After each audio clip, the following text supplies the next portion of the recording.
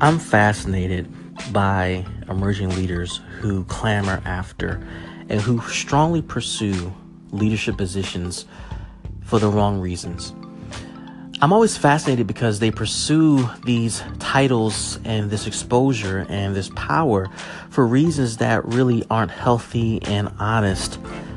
And when these emerging leaders get in positions where the pressure is heavy and they have to confront the reality of being a leader, being responsible, some of our emerging leaders, they cower up and they run away. That's the intro to this podcast. It is how to embrace challenges.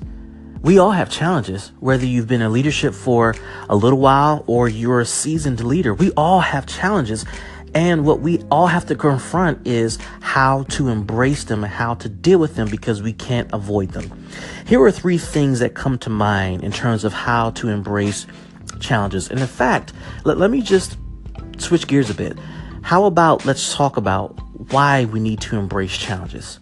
Here's the first thing that comes to mind. Number 1, challenges make us strong.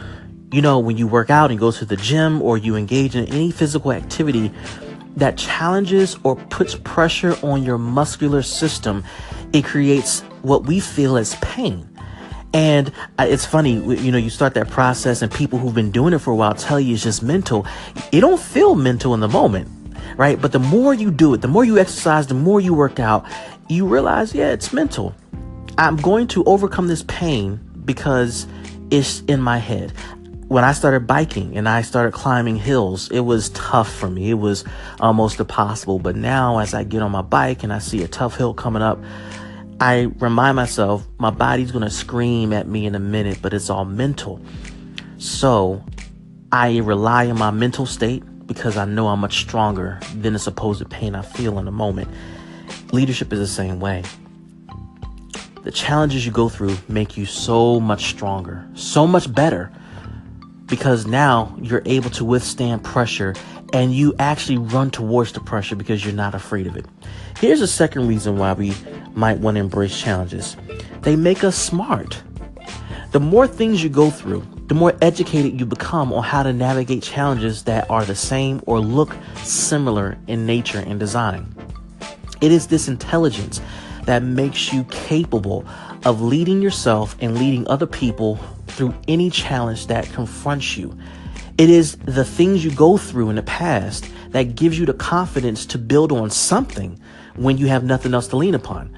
And so when things go wrong and things hit the fan, if you don't know how to deal with the problem or a situation, the first thing we always do is go to our default behavior. If you've embraced challenges along the way and along the trajectory of your growth as a leader, you should have been stacking away knowledge bit by bit by bit. And that knowledge ends up creating new default behavior. And it's through that default behavior, you begin to become more intelligent. And it empowers you to deal with situations that are new that you haven't done before. Thus, it makes you smarter. Here's the last thought I want to share with you about why we should embrace challenges. They make us more realistic. It gives us perspective about life. It gives us perspective about our leadership. And I'm talking about embracing challenges. It puts everything in perspective and it makes us more realistic about what we can and can't do, what we should expect of people, what we shouldn't expect of people. In other words, challenges makes us humble. And it puts us in the position to realize that we have limitations like everybody else. My hope for emerging leaders who are listening to this podcast is that they begin to look at challenges as an opportunity to become educated. I'm not going to lie to you. Challenges do not feel good all the time. They don't come at the right time. Sometimes you're not even prepared to handle and deal with them. But my hope for you as an emerging leader is that you look at these challenges as an opportunity to grow, to learn, to mature, to become more healthy, to become more strong, to become more intelligent, to become better than you are. And I believe that if you embrace challenges and you see them as an opportunity for your growth and your development, your leadership would be all the more better for it. You would not only be thanking yourself, but your friends, your leaders, and those under your care will be thanking you too.